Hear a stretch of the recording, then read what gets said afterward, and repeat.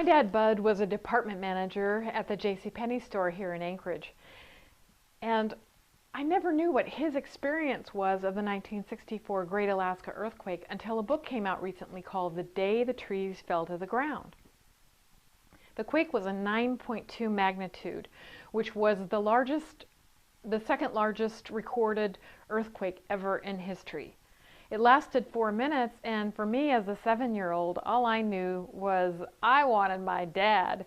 And I never really had a great idea of what happened for his day at work that day until this book came out.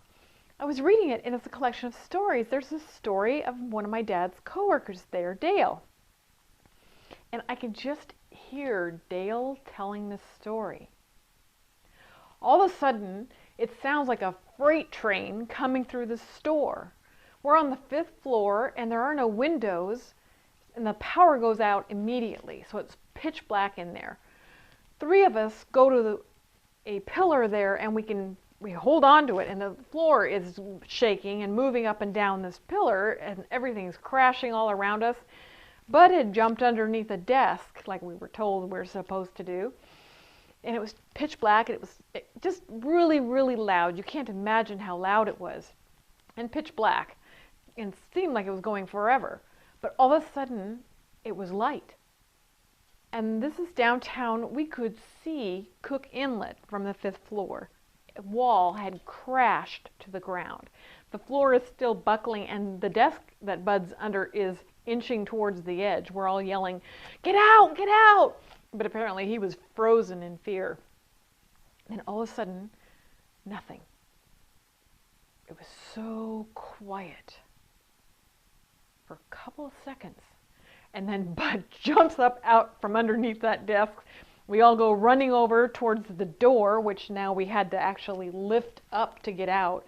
And there's chunks of concrete everywhere. It didn't even look safe to go down the stairs, but we go running out. And as we emerge from the building, there's this wall of people across the street, and they're all yelling at us, "Run!" because they thought another wall was going to come down. But as we turn around, what happened was 2 of the panels came off from the exterior of that wall. One of them landed right on top of a car with a woman in it and just flattened it. The other one came down on top of a protester who'd been picketing that day. These were just 2 of the 115 deaths that happened as a result of the 1964 earthquake and the tsunamis that followed. But to continue Dale's story, we're standing outside across the street from the building, and then we hear cries and people screaming inside.